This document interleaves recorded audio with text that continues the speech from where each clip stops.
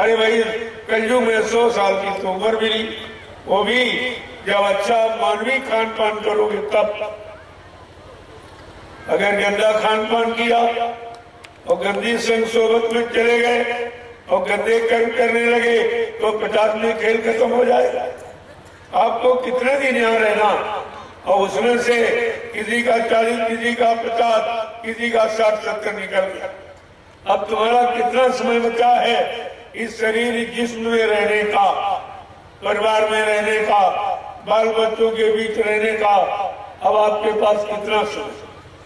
क्या कभी आपने इस पर कभी विचार किया आपने? इस सारा समय तो लड़ाई झगड़े में, निंदा आलोचना बुराई में और बुरे कर्म में और मांस खाने में, अंडा खाने में, गंदगी खाने में बिता दिया। क्या परमात्मा खुदा ने आपको ही सलाह दी है? तुम्हारे लिए तो भोजन अलग बनाया है। ये परमात्मा खुदा ने जितने जीव बनाए सब जीवों का भोजन अलग, पशुओं का अलग है, पक्षियों का अलग है, कीड़े मकोड़ों का अलग, जंगली जानवरों का अलग, और इंसान यानी मतलब आपका भोजन अलग बनाया। क्यों? इंसान भगवान को बहुत प्यारा। भगवान राम ने कहा भी कि सब मेरे इस सब मम उपजाए और तीन में आदि के मनुज भाए। भगवान खुदा ने क्या कहा? ये सब हमारे ही है। ये सारा जितना आप जीव देख रहे हो ये भगवान खुदा कह रहा सब मेरा बनाया।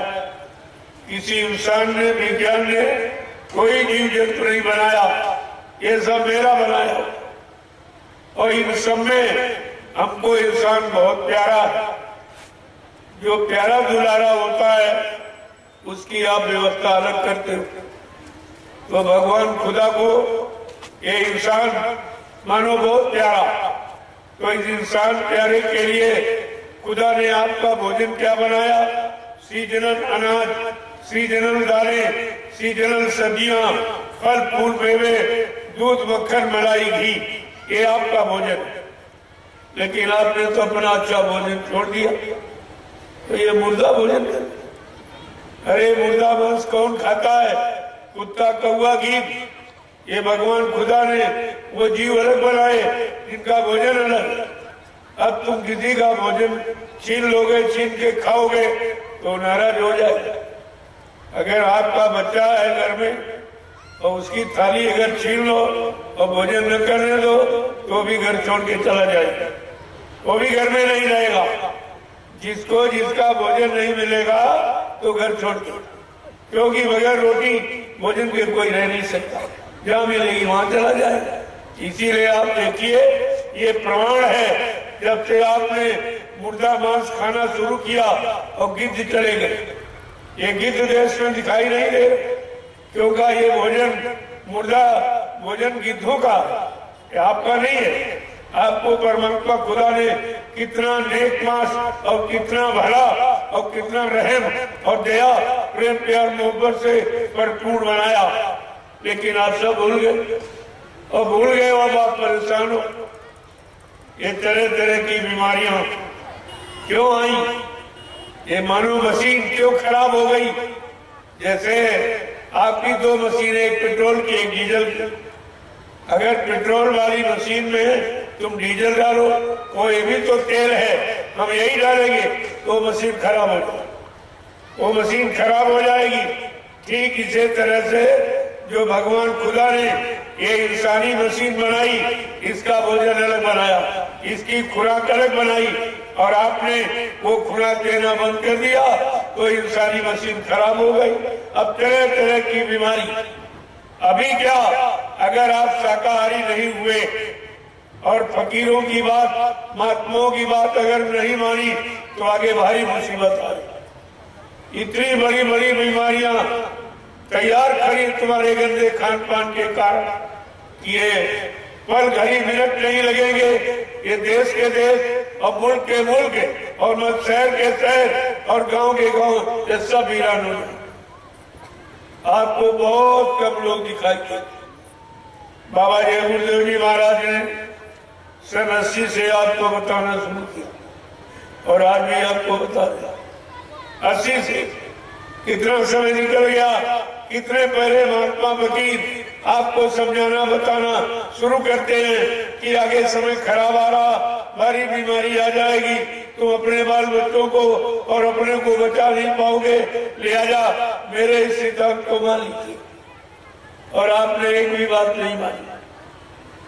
ये जो कोरोना नाम की बीमारी आपने सुनी, जिसको बाबा जय गुरुदेव जी महाराज ने 6 नवंबर 1986 को इस बीमारी के बारे में बताया था। 86 में कितने पहले बताया आपको कि करो ना, क्या क्या न करो तो बीमारी नहीं आएगी, और करोगे तो आ जाएगी। कोरोना का मतलब ये है, करो ना, क्या नहीं आपको करना। अंडा नहीं खाना, मुर्गा नहीं खाना, मछली नहीं खाना, बकरा नहीं खाना, दारू नहीं पीना, गांजा भांग की बुद्धि नाशक नशा का प्रयोग नहीं करना, नहीं माँ बहन बेटी की पहचान खत्म हो जाएगी, फिर आपसे जघन्य अपराध हो जाएगा। तब कहा ये करो ना, ये मत करना, तो कोरोना नाम की बीमारी नहीं आएगी, और नहीं मानोगे तो आ जाएगी। और आप नहीं माने और करोड़ों चले गए दुनिया से, एक झटके में करोड़ों चले गए। प्रेमियों, ये तो कुदरत का एक छोटा सा नमूना। अभी तो कोरोना जैसी हजारों बीमारियां आने को तैयार बैठी हैं। अगर आपने संत महात्मा फकीरों की बात को नहीं माना तो ये सब बीमारियां आपको घेर लेंगी, फिर अपने आप को बचाना मुश्किल आ जाएगा। इसलिए मैं आपसे प्रार्थना अर्जु मिन्नत करने आया हूं कि अभी आप हमारी प्रार्थना अर्जु स्वीकार कर लो, अपने परिवार बच्चों को बचा दो। क्यों इनको मौत के घाट उतारना चाहते? ऐसा कोई काम तो मत करो जिससे कुदरत परमात्मा खुदा नाराज हो। तुम्हारी नाराजगी का यही कारण है। अब तुम अगर किसी को बुलाओ, 2-3 बार वो न बोले तो आपको शंका हो जाती कि हमसे ये नाराज हो गया, फिर उसकी नाराजगी का आप कारण ढूंढते हो, उठते हो आप। लेकिन खुदा को तो आप 5-5 बार बुलाते हो दिन में, 5-5 बार नमाज अदा करते हैं, 5 बार खुदा को बुलाते हो, और खुदा एक बार भी नहीं बोलता, न बोलता है, न आता है, न सुनता, न कुछ कहता। तो तुम्हें सोचना चाहिए कि खुदा हमसे नाराज क्यों और परमात्मा नाराज क्यों। ये सब करते हैं। यानी पंडा पुजारी मंदिर की चोटी पर लाउड स्पीकर लगा के हल्ला मचा रहा, और मुल्ला मौलवी मस्जिद की चोटी पर लाउड स्पीकर लगा के हल्ला मचा रहा, और ग्रंथी गुरुद्वारे की चोटी पर लाउड स्पीकर लगा के हल्ला मचाता, और पादरी गिरजाघर की चोटी पर लाउड स्पीकर लगा के हल्ला मचा रहा। प्रेमियों, अल्लाह में अल्लाह मिला। अरे अल्लाह मचाया तो अल्लाह मिला, परमात्मा मिला, खुदा मिला, गॉड मिला। फिर तुम्हारा बुलाने का मतलब क्या हुआ? जब बोलने से क्यों नहीं बोला?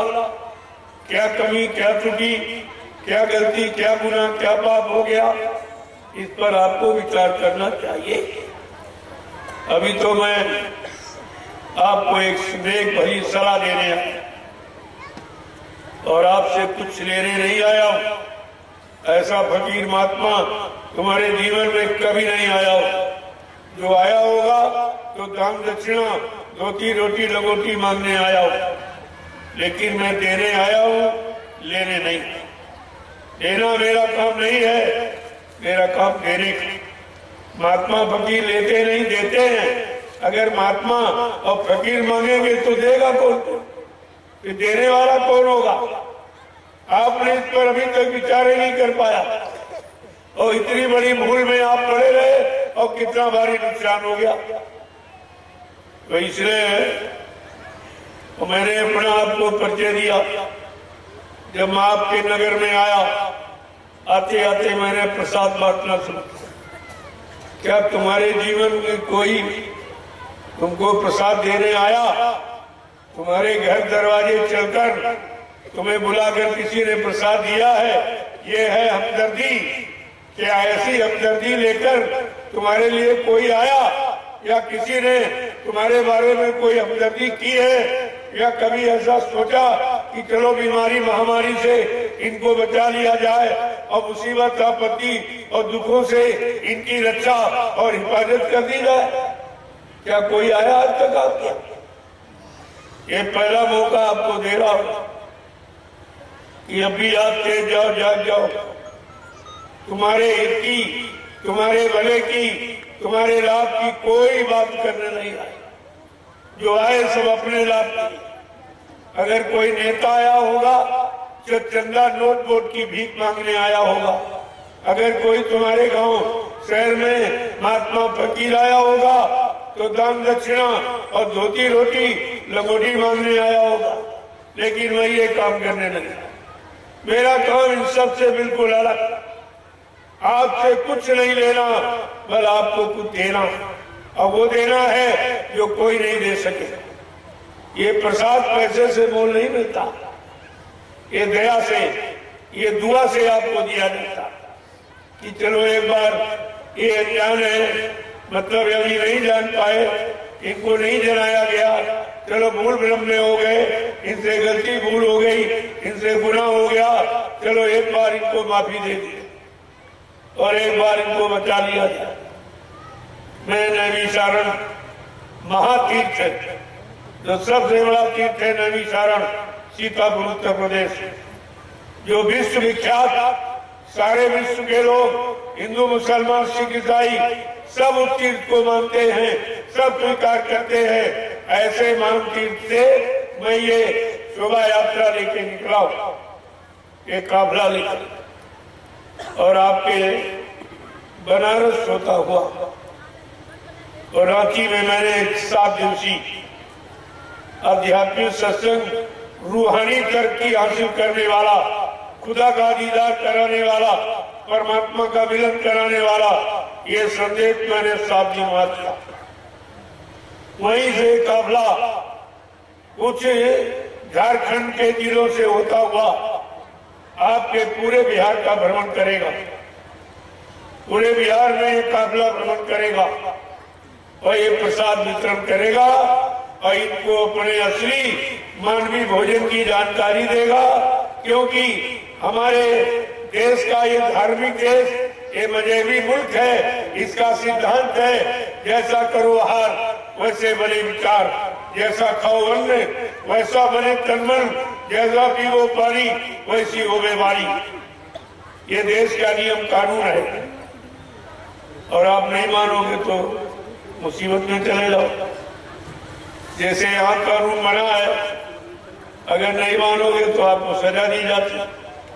ऐसे ईश्वरी विधान, खुदा का भी विधान है, उसने भी नियम कानून बनाया और फकीरों महात्माओं के जरिए उन्होंने संदेश भेजा कि जाओ संपूर्ण इंसानी जात को मेरा ये पैगाम, मेरा संदेश ये सुना देना, बता देना, ताकि कोई ये न कहे हम पहले की तरह आपको ये कहने नहीं देंगे कि हाय हुसैन हम लोग, हम आपको ये नहीं कहेंगे। मैं आपके गांव में आया हूं, आप सुबह से मैंने आपको देने का काम, ये 2-3 किलोमीटर जो प्रसाद बांटा गया, कितने कुंटल बांट दिया गया और आपने उसके बदले कुछ, यही से आपको समझ लेना चाहिए ये काम ये हिंदुस्तान में किसी ने कभी किया ही नहीं और आज भी कोई कर रहा और न कोई आगे कर सकेगा। ये ऐसा काम आपके लाभ का है, आपकी संभाल का है, आपकी सुरक्षा का है, आपके बचाव का। अब आप नहीं मानोगे तो तुम जाओ, तुम्हारा काम है, लेकिन आप ये नहीं कहोगे अभी वक्त है गुनाहों से, तू तौबा कर ले, फिर न कहना कि हमने सुना था पैगाम ने। ये आप नहीं कह सकते। अभी आपको गुनाहों से, पापों से माफी मिल जाएगी, क्योंकि फकीरों का ऐलान हो रहा, संतों महात्माओं का पैगाम सुनाया जा रहा। ये आपको समय से सुनना चाहिए, क्योंकि आपके लाभ, आपको देना नहीं बदले में, लाभ लेना। अगर ये भी नहीं कर पाए जो मतलब यानी धर्म शास्त्रों में लिखा है, सब लोग इसको अपनाते, हित अनहित बस पक्षी जाना और मानव तन गुण ज्ञान निधाना कि हित अनहित बस पक्षी भी जानता है। तुम मनुष्य होकर अपना हित नहीं समझ पाए, अपना लाभ नहीं समझ पाए, अपनी रक्षा सुरक्षा संरक्षा और हिफाजत नहीं समझ पाए। फिर तुम्हारी पढ़ाई लिखाई का मतलब क्या? तुमको ये अक्षरों का ज्ञान जो कराया गया किताबों से, इसका मतलब क्या था? इसका मतलब था सही सच्चे काम की जानकारी, सही सच्चे समय की जानकारी, सही सच्चे काम की जानकारी, सही सच्चे खान पान की जानकारी। इन काले अक्षरों का ये मतलब, ये तालीम और शिक्षा का यही अर्थ है कि हम सब लोग अच्छे सच्चे नेक भले ईमानदार बन जाए, हमारे में रहम और दया आ जाए, हम सबसे प्रेम प्यार मोहब्बत करें, सब एक दूसरे के काम आवे और माँ बहन बेटी बहू की परख और पहचान करें। इस अच्छे काम के लिए आपको ये मानव शरीर, ये जिस्म परमात्मा खुदा ने तकसीम किया दिया, और लेकिन आपने इसे खराब कर दिया। और जब खराब कर दिया तो कुदरत सजा देने लगी, और सजा से केवल अगर कोई माफी करा सकता तो संत महात्मा, फकीर और कोई नहीं। महात्मा फकीरों के सिवा आप पर रहम दया कोई करने वाला है ही नहीं। अभी कोरोना आए, किसने तुम्हारे पर दया की? कौन राष्ट्रपति प्रधानमंत्री मुख्यमंत्री ने बचा पाया किसी को? कोई डॉक्टर वैद हकीम, कोई दवाओं अस्पतालों ने आपको बचा पाया? अरे ये कुदरत का दिया हुआ है, यानी गुनाहों की सजा है, इसे कोई माफ नहीं कर सकता। ये मोटी बात आप समझ। हमारे सबसे प्रार्थना हिंदू मुसलमानों से हमारी गुजारिश है, प्रार्थना अर्जुन विनत है कि अब आप फकीर और महात्मा संतों की बात को मानो। इसमें तुम्हारा हित है भला, और नहीं माने तो आगे समय बहुत खराब है, जिसमें अपने आप को बचाना मुश्किल हो जाएगा।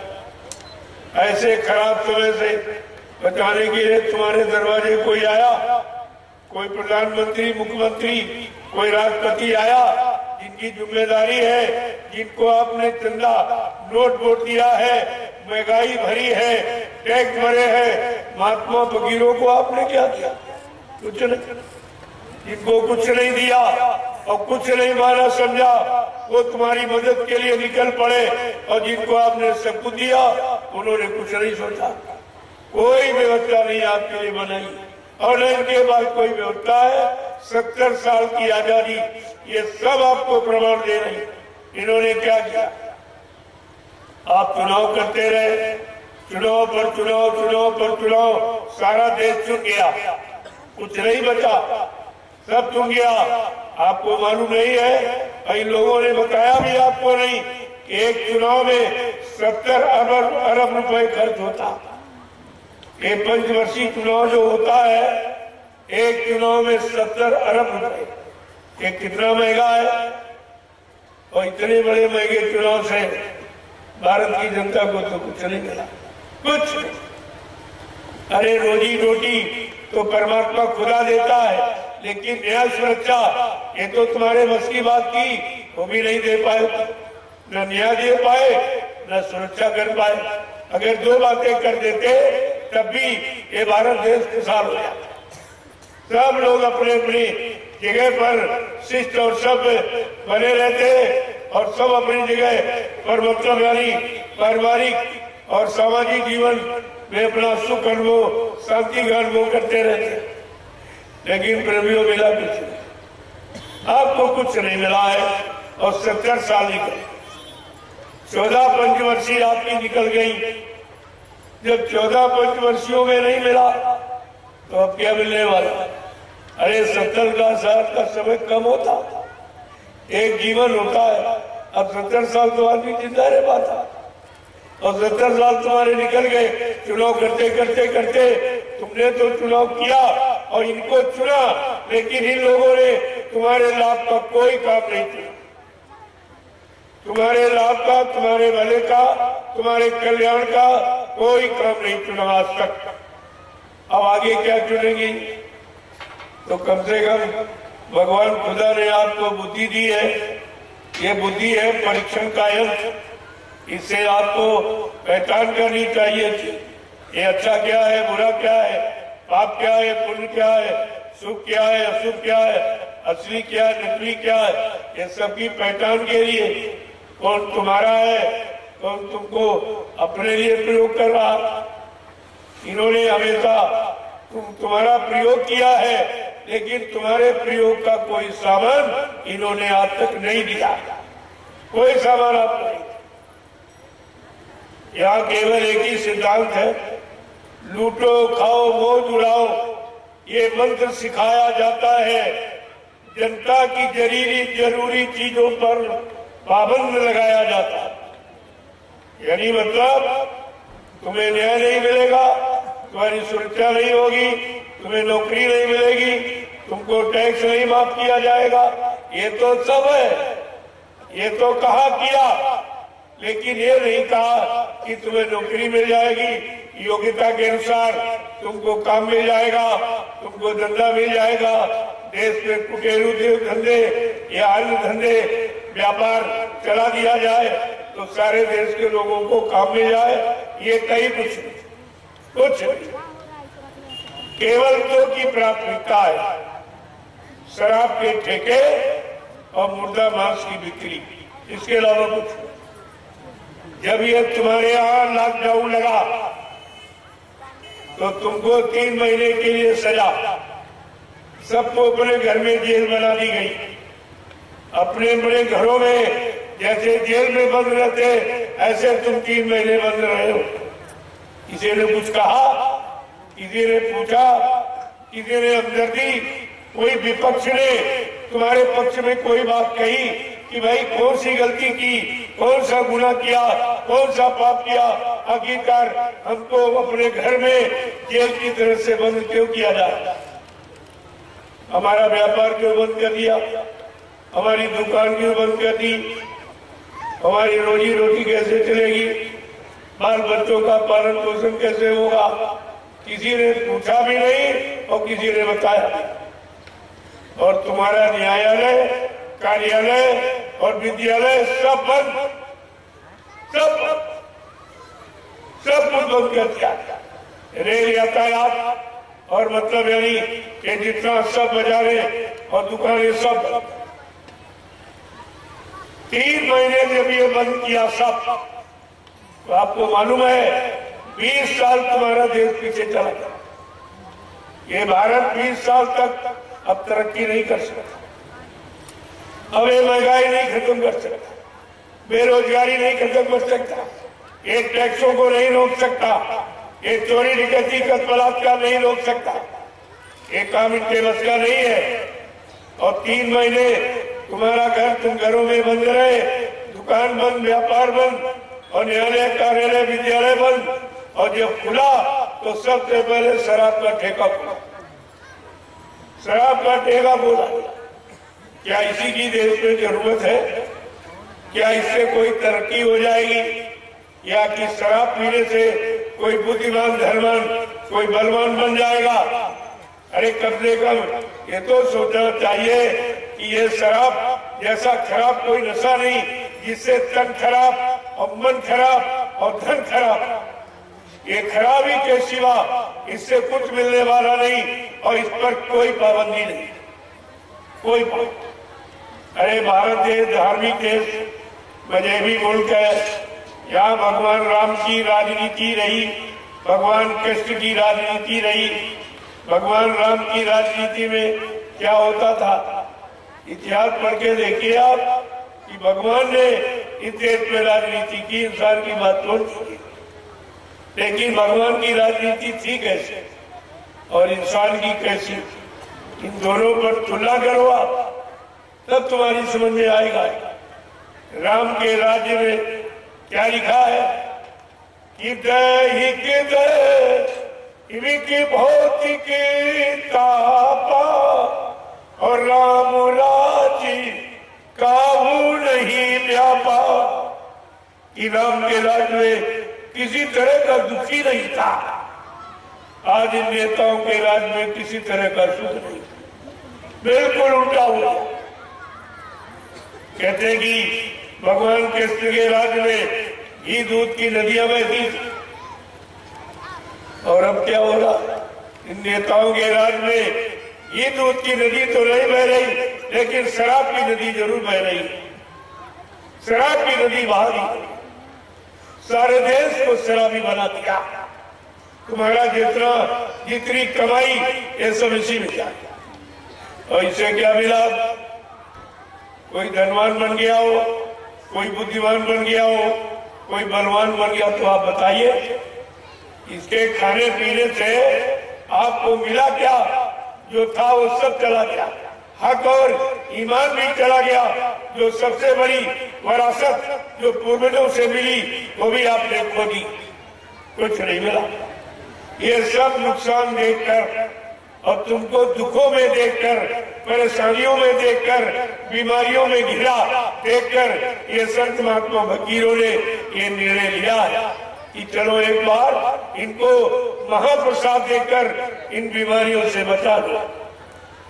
वो तुम्हारे हमदर्दी है, वो तुम्हारे शुभचिंतक हैं, वो तुम्हारे रहबर रहनुमा जो तुम्हारी मदद के लिए निकले। तो लेना चाहो तो ले लो, नहीं भी जैसी आपकी इच्छा। हम तो आपसे प्रार्थना ही कर सकते, इसके अलावा क्या कर सकते? अब ये आपका काम है कि आपको अच्छा काम अच्छा लग रहा कि नहीं लग रहा, अच्छी बातें सच्ची बातें अच्छी सच्ची लाभ की लग रही कि नहीं लग रही, इस पर तो आपको विचार करना। ये सब आपको सोचना था और आगे आपको सोचना आगे आपको सोचना पड़ेगा। ऐसा नहीं कुदरत आपको सोचने के लिए मजबूर कर देगी, कुदरत मजबूर कर देगी। इंसानों की बात तो हम नहीं मान सकते, लेकिन कुदरत से इनकार नहीं कर सकते, वो आपको मानना पड़ेगा। और जबरदस्ती बनवा लेगी आप।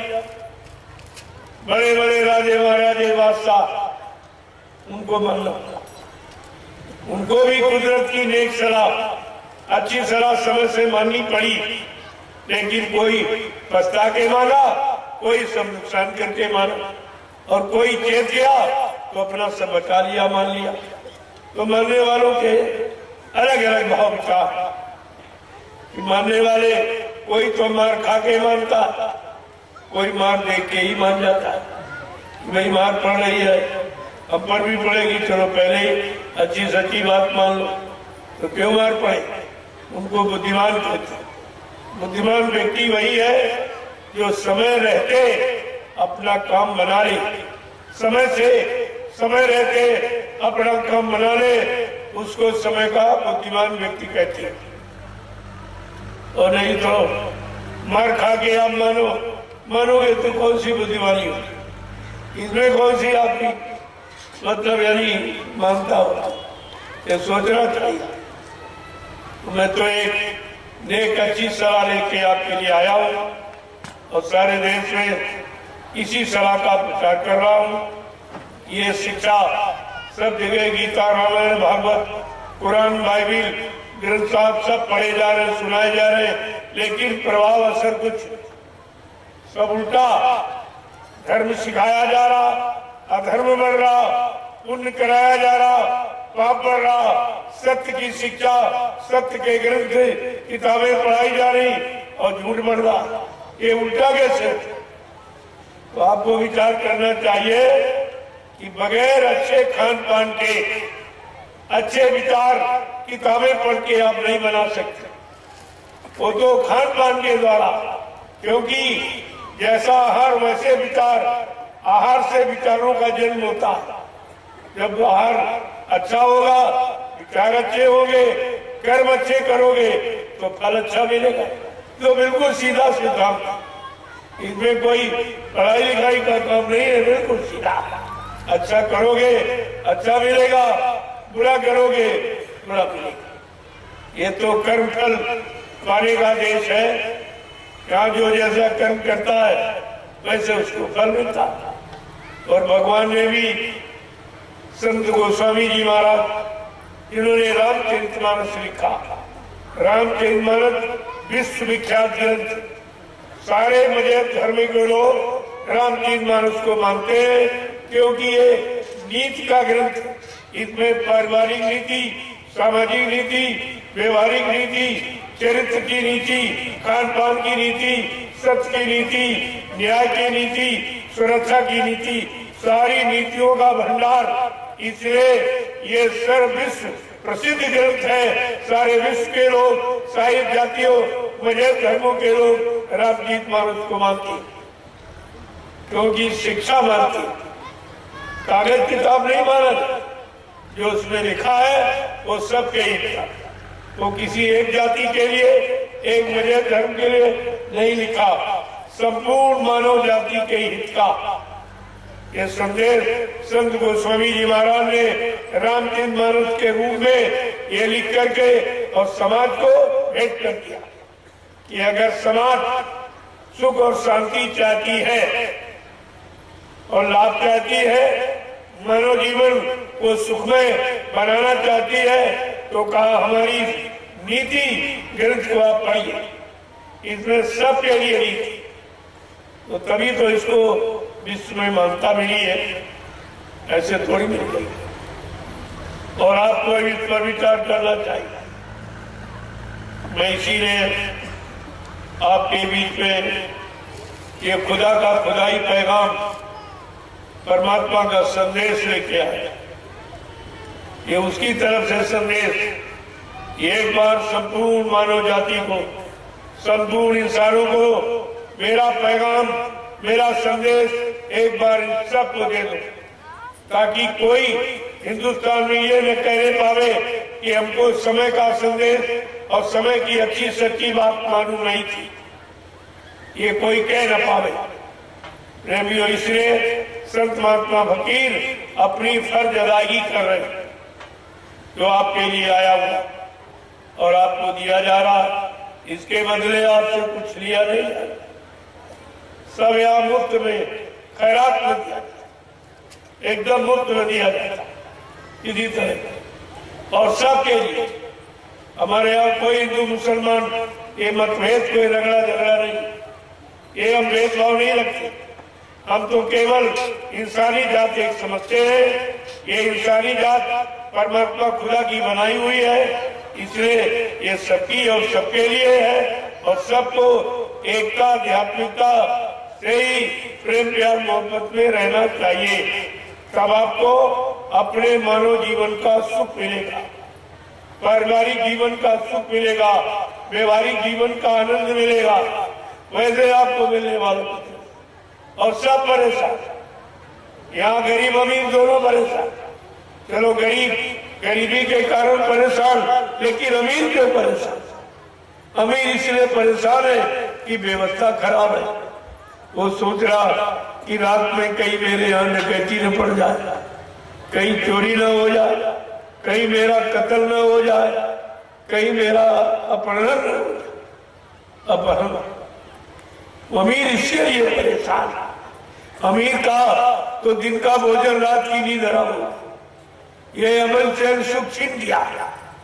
जब खाना और सोना जिसके लिए रात दिन कमाते हो और वही तुम्हारा खतरे में चला गया, तो इससे बड़ा और खतरा और नुकसान आपके लिए क्या हो सकता? तो इस पर आपको विचार करना चाहिए। मैं आपसे प्रार्थना करने आया, अगर हमारी प्रार्थना आप स्वीकार करो तो आप लोग सपरिवार शाकाहारी बनने में कोई खर्चा नहीं, बल्कि जो अपनी कमाई अनावश्यक अखाद्य पदार्थों में खर्च करते हो वो तुम्हारी बच जाए, और वो बची हुई कमाई तुम्हारे बाल बच्चों के पढ़ाई लिखाई में काम आवे, शादी ब्याह में काम आए, घर मकान बनाने में काम आए। महात्मा सब तरफ से तुम्हारी मदद करना चाहती। लेकिन दुनिया ऐसी बाबरी, कोई ग्राहक न प्रति आया, लेकिन कोई लेने वाला नहीं। ये मुफ्त शिक्षा कोई लेने वाला नहीं, जिसका कोई डोनेशन फीस नहीं है, आपको मुफ्त में दिया जा रहा और आप नहीं ले रहे हो। और आगे वो समय आएगा, इसी संदेश को सुनने के लिए तुम 400-400 किलोमीटर दौड़ के जाओगे, महात्मा फिर आगे निकल जाएंगे, फिर दौड़ोगे, फिर वो आगे निकल जाएंगे। ये आपको फिर मेहनत, परिश्रम और पैसा खर्च करके भी ये संदेश आपको नहीं मिलेगा जो आज आपको मुफ्त दिया जा रहा है। तुम्हारे घर चल के देने आया और बदले में आपसे कुछ लेने नहीं आया। सबसे बड़ी बात ये, कोई कहानी, किस्सा जो पिछले युग का सुनना चाहो, चाहे कोई पीर पैगंबर ओलिया आवे, चाहे संत महात्मा कोई आवे, बगैर पैसे के आपको नहीं सुनाएगा। और जिससे कुछ नहीं मिलना, जो बहुत पुरानी किस्से कहानी, जिनको यानी गए लाखों बरस हो गए, वो तो वापिस आएंगे नहीं, ना वो लाभ आपको वापिस मिलेगा। लेकिन फिर भी उन सुनाने का यानी मतलब उस चर्चा का कितना लंबा खर्चा। लेकिन आज जो तुम्हारे मतलब की है, वर्तमान की है, सबके ही भले की, सबके कल्याण, सबकी सुरक्षा बचाव की, ये मुफ्त में दी जाए। इसका कोई डोनेशन फीस नहीं है, कोई आपको दान दक्षिणा नहीं देना। अगर फिर भी आप नहीं ले पाए तो फिर आप जानो, आपका काम जाने। लेकिन आप ये नहीं कह सकते हो कि हमारे गांव, हमारे शहर, हमारे कस्बे कोई आया नहीं, हम पर किसी ने हमदर्दी की नहीं, हमारी रक्षा सुरक्षा के बारे में किसी को कोई चिंता नहीं। आप ये नहीं कह सकते। ये मैं समझने सब खत्म कर दिया और मैं 2 महीने आपके बिहार में पूरा भ्रमण करूंगा, सब जगह, सब जिलों में घूम कर ये संदेश एक बार सबको दे दूंगा कि आप शाकाहारी बन जाइए। चलो आप महात्मा नहीं बन पाए, फकीर नहीं बन पाए, नेक भले सच्चे ईमानदार नहीं बन पाए, तो आप शाकाहारी बन जाओ। इसमें कौन सी आफत, कौन सा खर्चा? तो सारी व्यवस्था आपकी ठीक हो जाए, आपका मानव जीवन सुरक्षित हो जाए, आप बीमारियों से बच जाओ, जगह जंजलों से बच जाओ। ऐसे एक तरफ से नहीं, चौमुखी लाभ है।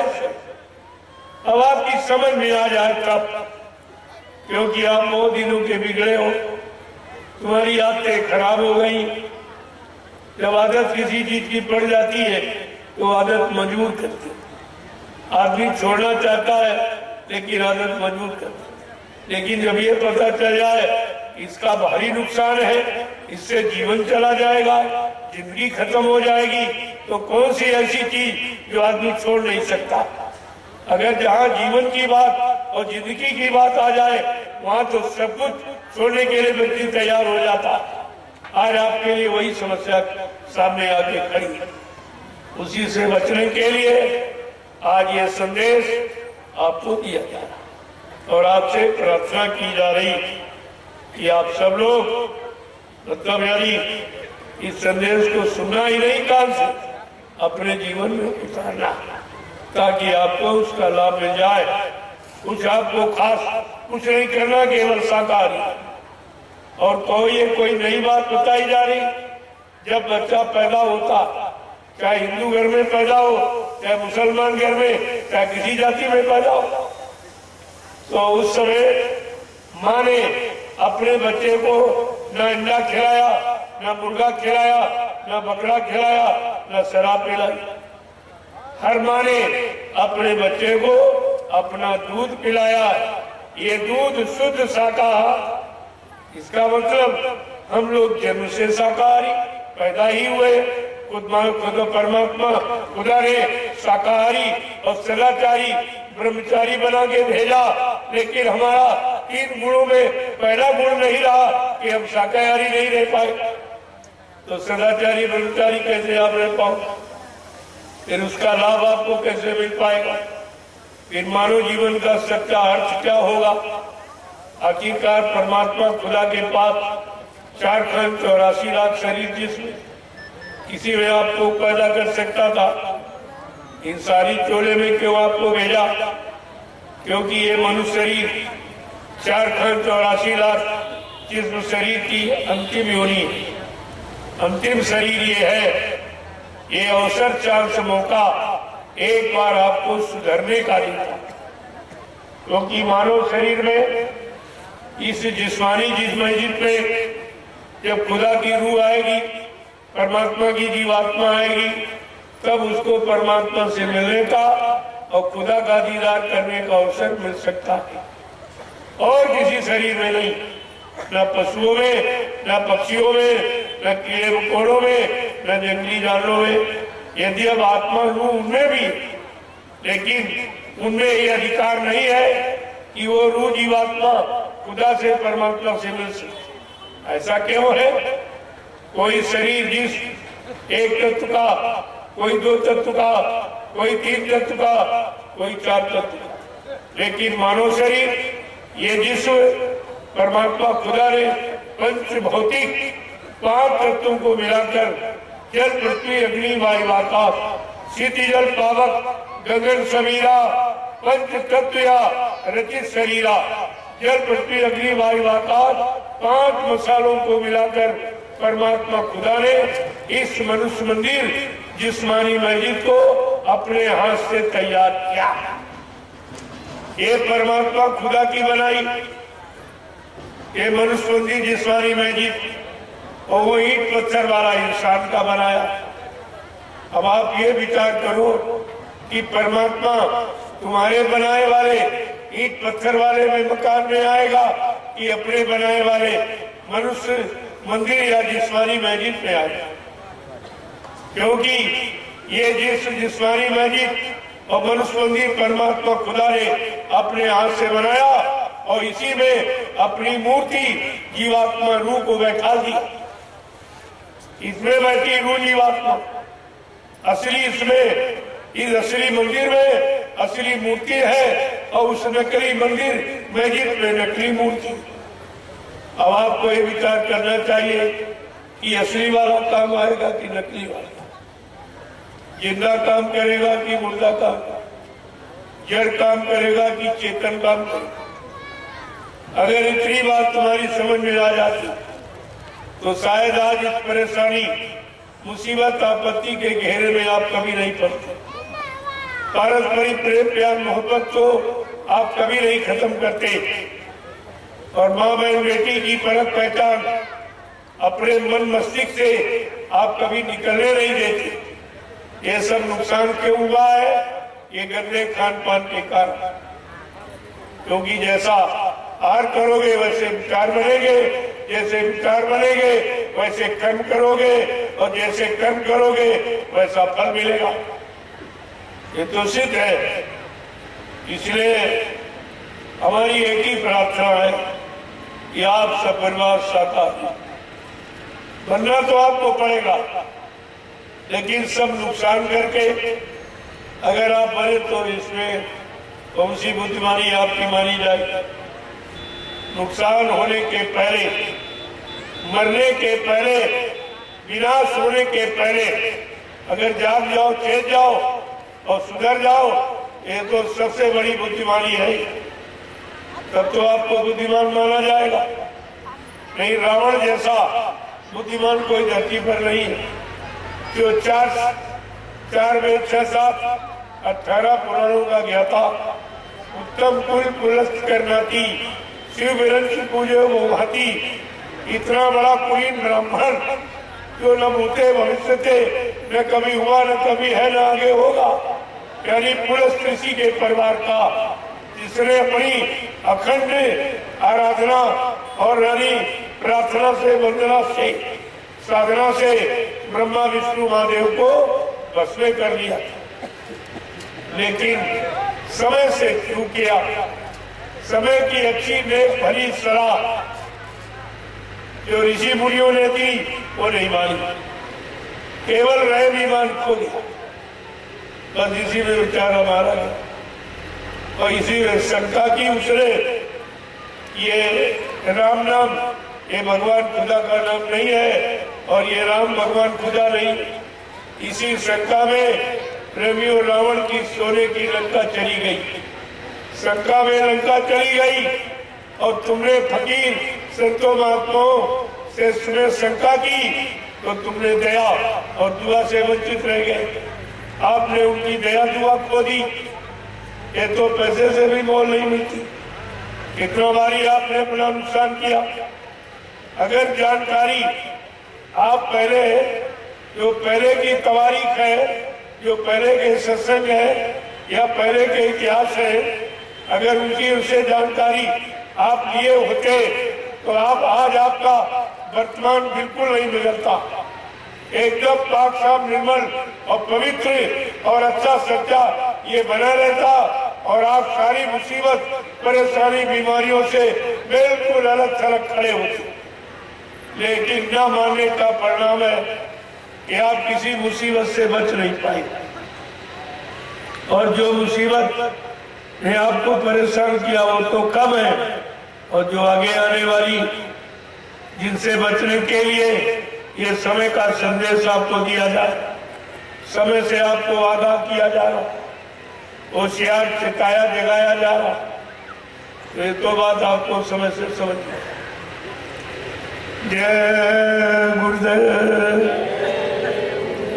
जय गुरुदेव, जय गुरुदेव, जय गुरुदेव, जय गुरुदेव, जय गुरुदेव। नाम किसका? देखो, ये नाम कलयुग का जगाया।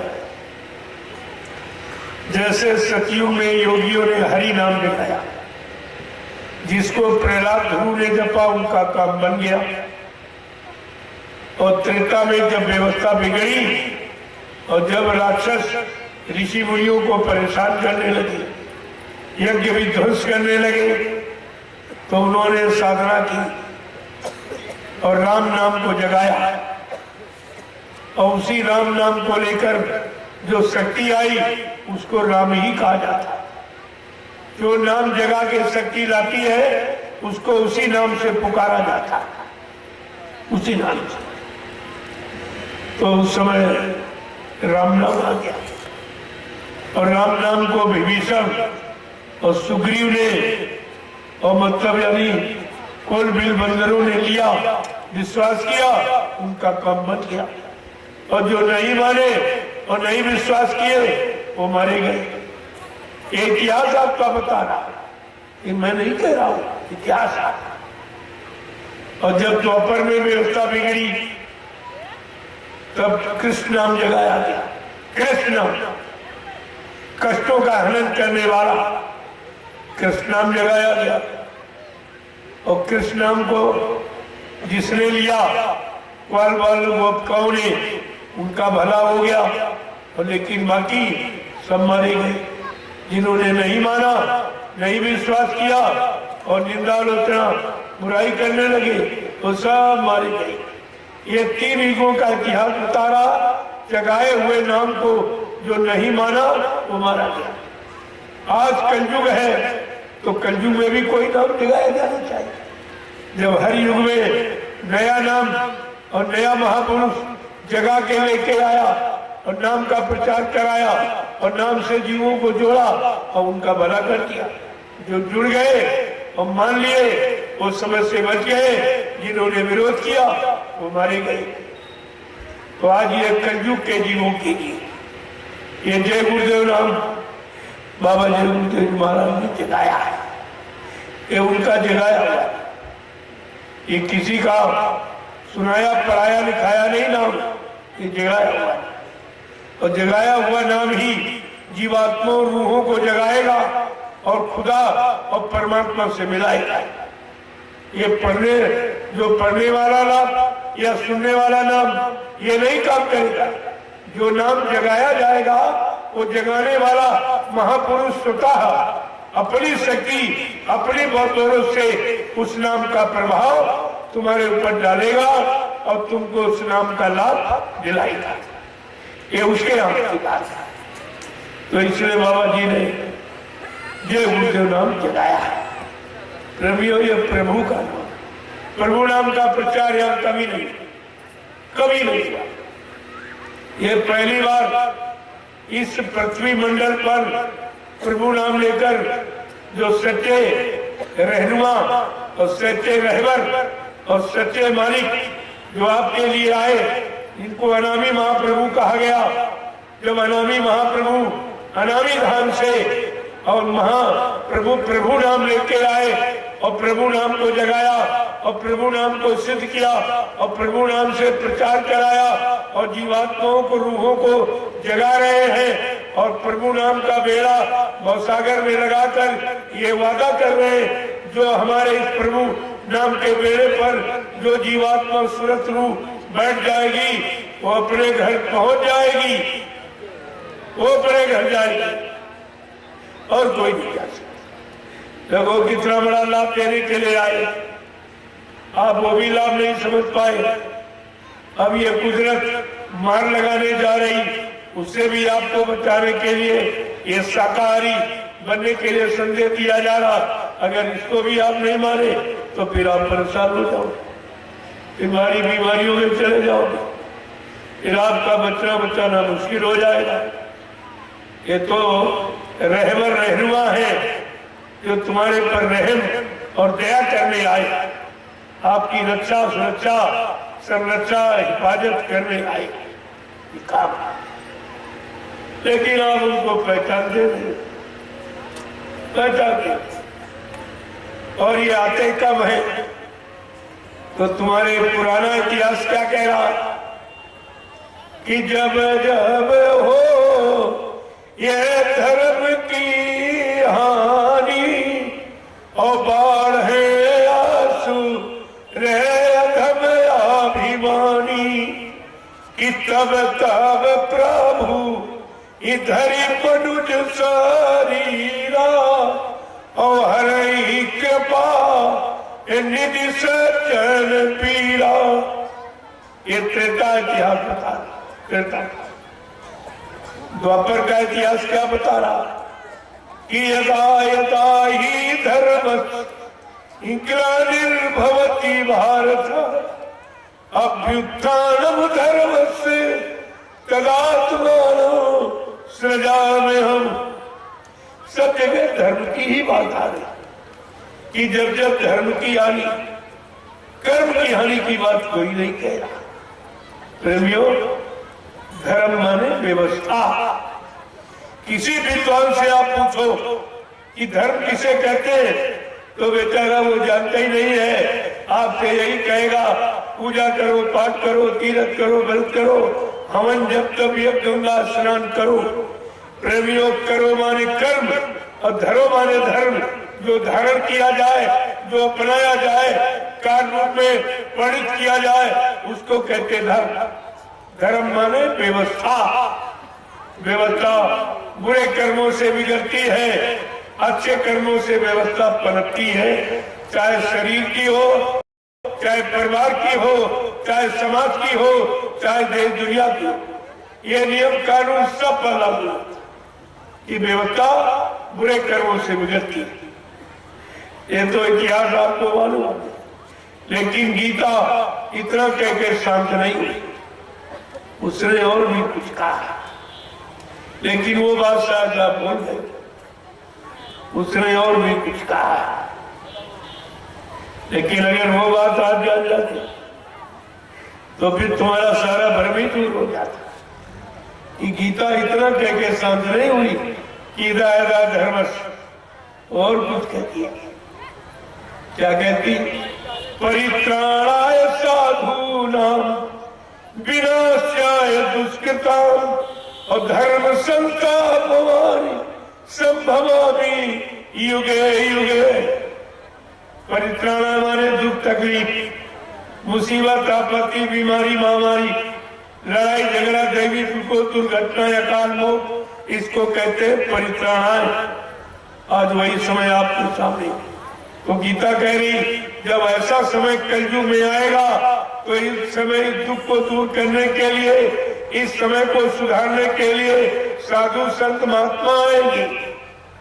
उनके द्वारा इस युग में परिवर्तन होगा, सुधार होगा, लोगों को सुख शांति का रास्ता मिलेगा। इतना साफ साफ गीता ही कहते, उसी को अगर पढ़ लेते समझ लेते तो शायद इतनी भारी भूल और गलती और गंदे खान पान में आप कभी नहीं जाते, कभी नहीं जाते। लेकिन आपने उसको नहीं।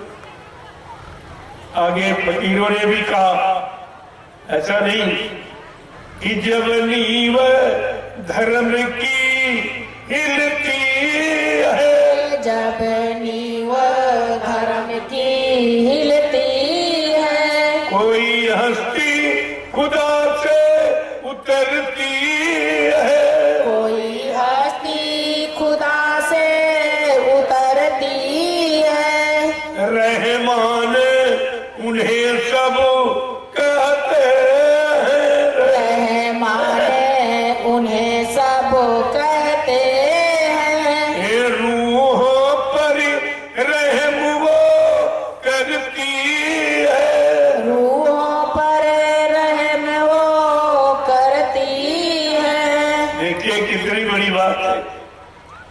कहा उनको रहमान कहते और वो रूहों पर रहम करने आते, वो सजा सुनाने नहीं आते हैं, रहम करने माफ करने आते, वो माफी का पैगाम संदेश ले आते। जबकि यहाँ किसी ने माफ किया ही नहीं, चाहे वो त्रेता के राम हो, द्वापर के कृष्ण। वो इतिहास उठाइए, उन्होंने माफ नहीं किया बल्कि मार काट के खलिहान किया।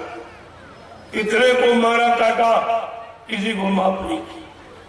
लेकिन आगे फकीरों ने याद दिलाई आपको कि जब नींव धर्म की हिलेगी तब खुदा से, परमात्मा की तरफ से कोई न कोई शक्ति हस्ती, यानी मानव सुधार के लिए, मानव के दुख दर्द मुसीबत को दूर करने के लिए, मानव की रक्षा हिफाजत के लिए खुदा परमात्मा की तरफ से कोई शक्ति मनुष्य रूप में आएगी, मानव तन में आएगी।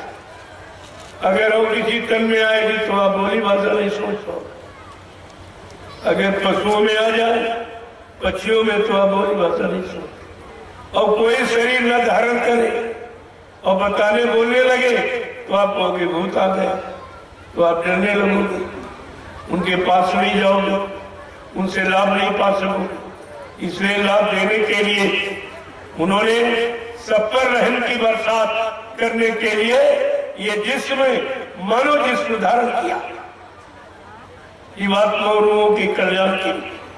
देखो ये सब, लेकिन आज वक्त क्या कह रहा है कि अल्लाह के ईमान वालों पर, अल्लाह के ईमान वालों पर, अल्लाह के ईमान वालों पर, अल्लाह के ईमान वालों पर, ये दुनिया कान कसती है, ये दुनिया ताने कसती है। वो जिस्मानी रूप में आएंगे तुमको रहम और ईमान सिखाने के लिए, लेकिन लोग उनको तंग करेंगे, लोग उनको परेशान करेंगे।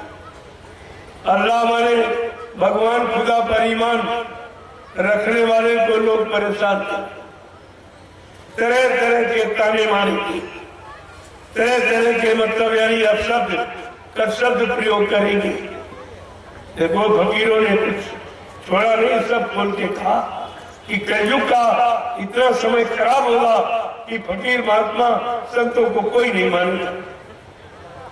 जो तुम्हारे लिए आए तुम उनको कोई नहीं मानेगा। और क्या कहते हैं, मखलूकों की गर्दन कटती है, मखलूकों की गर्दन कटती है, खातूनों की असमत लुटती है, खातूनों की असमत लुटती है।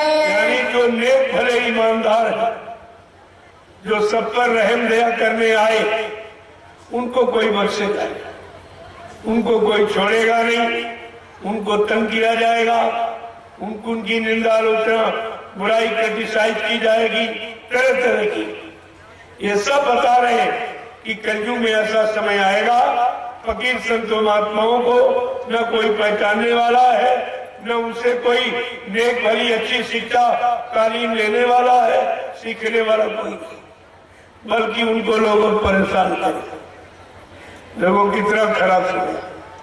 एक तो तुम्हारे भलाई के लिए कोई आया नहीं, और जो आए उनको तुमने पहचान पाया नहीं, अपना बना पाया नहीं, अपना भला कल्याण करा नहीं पाया।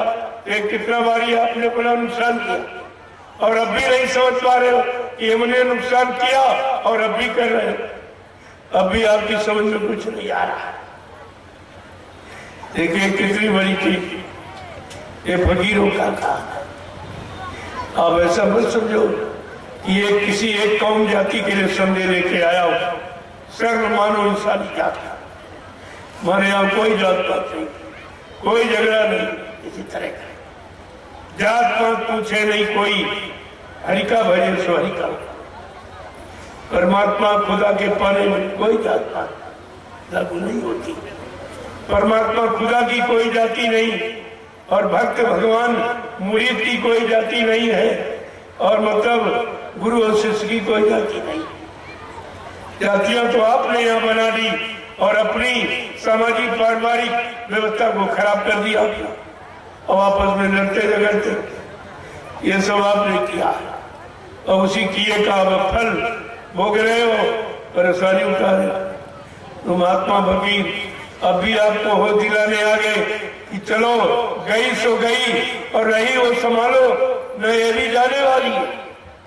जो समय निकल गया, जो समय खराब हो गया, नहीं समझ पाए, नहीं जान पाए, तो कम से कम जो बचा है उसे तो सुधार लो।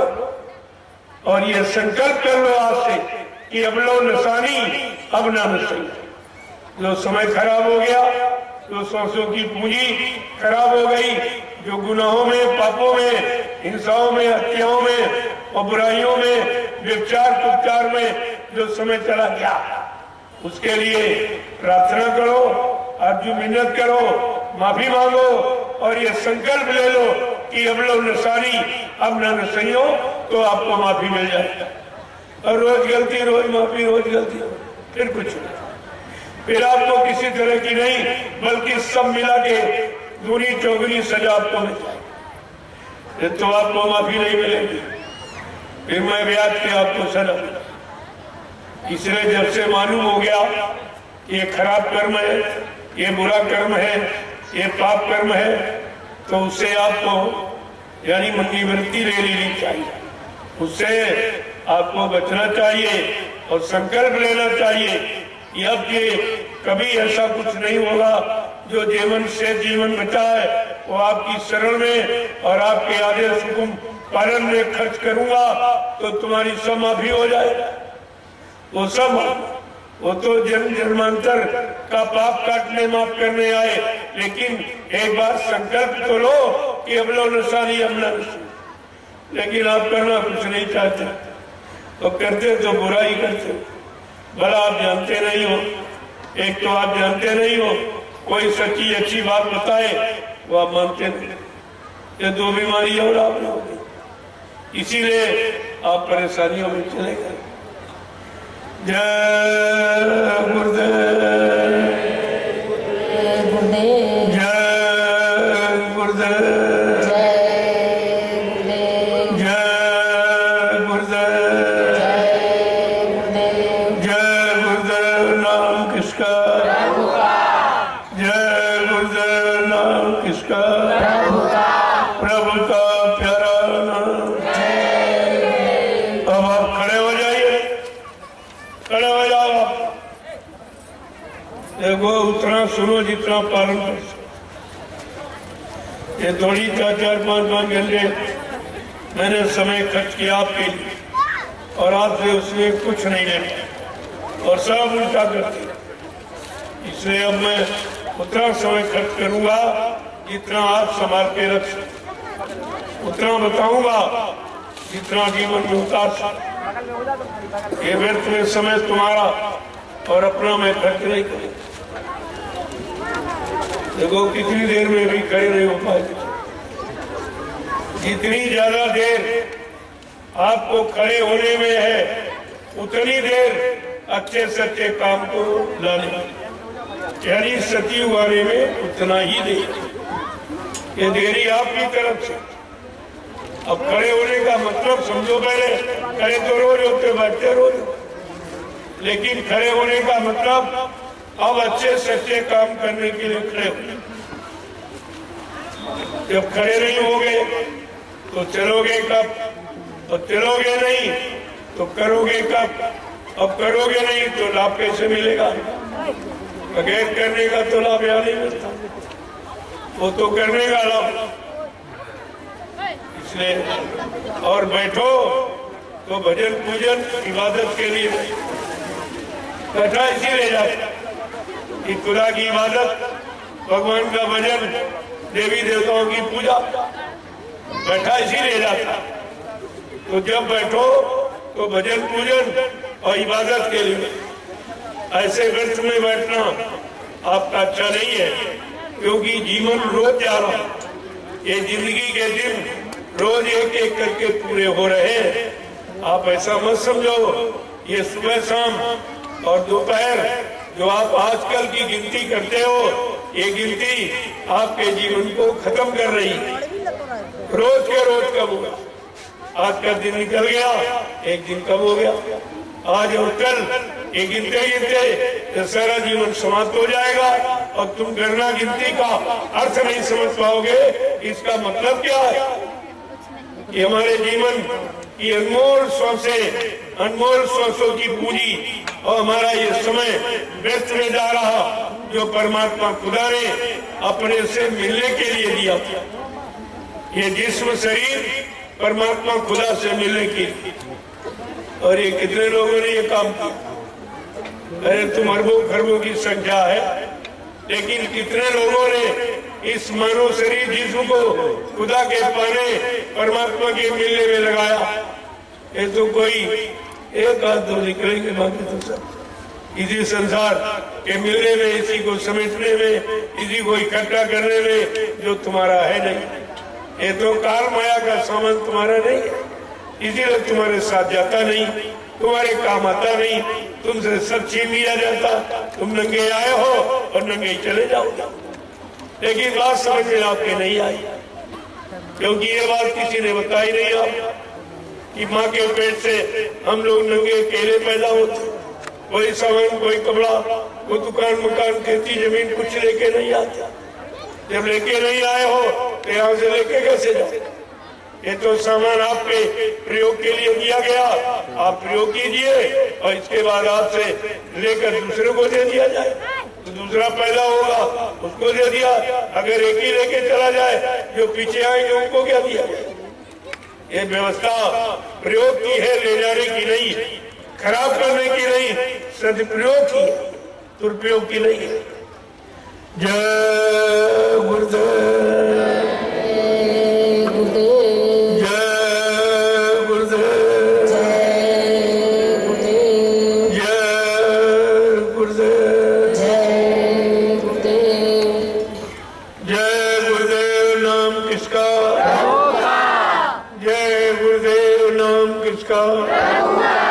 प्रभु का प्यारा नाम, जोर से बोलो, सब मिल बोलो, बोलना होगा, अभी से बोलो, दर्द हरेंगे, सब कष्ट मिटेंगे, शांति भी देंगे।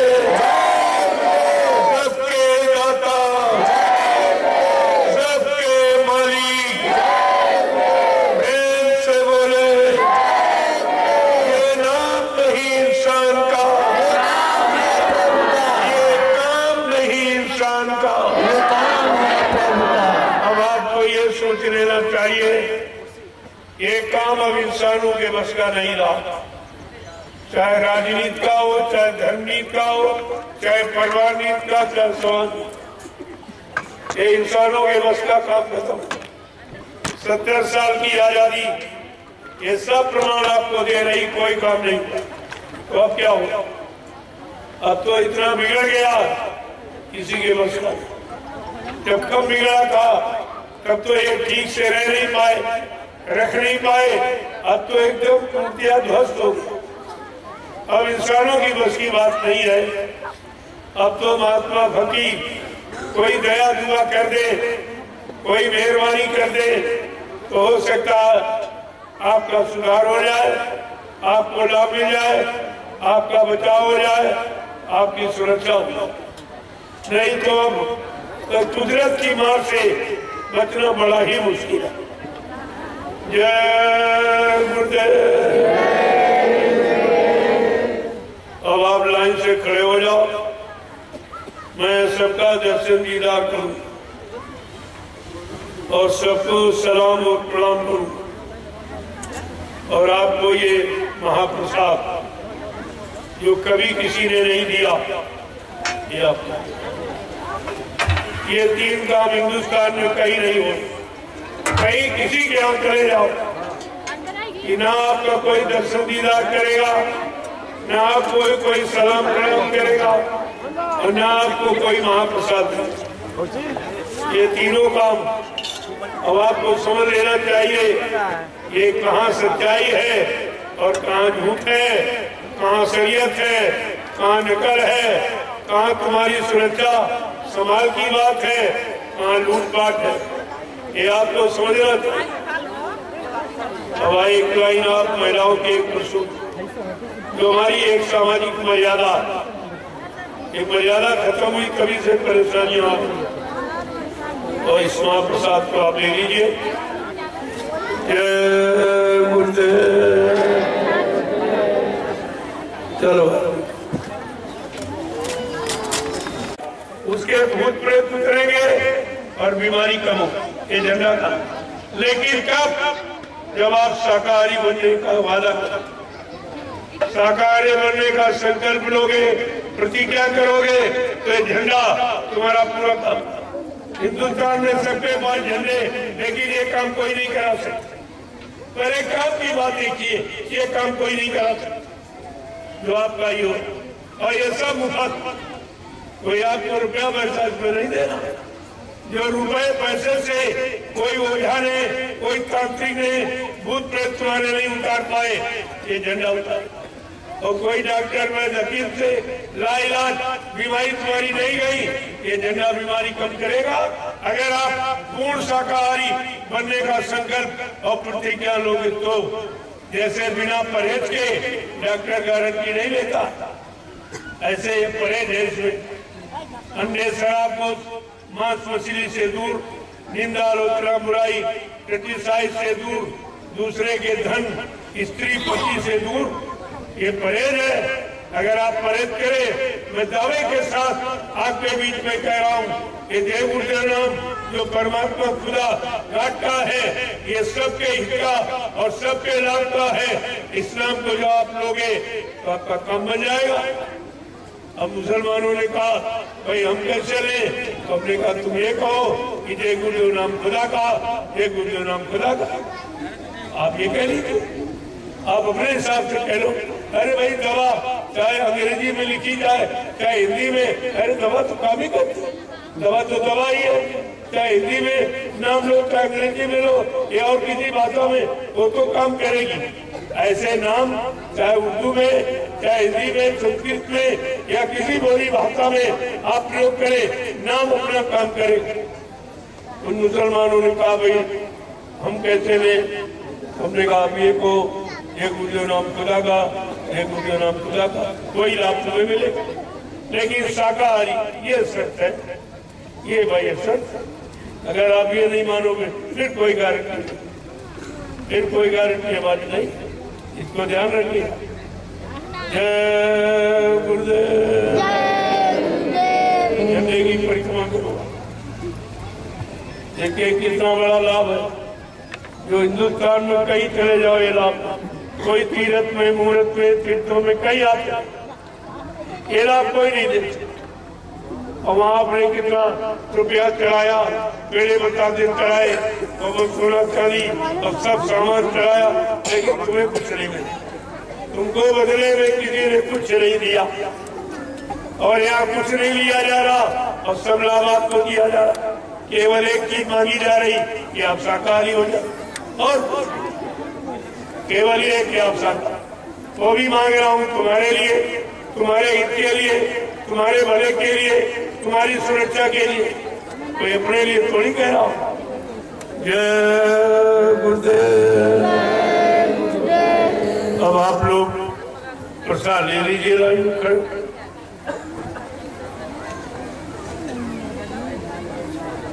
चलो, लाइन से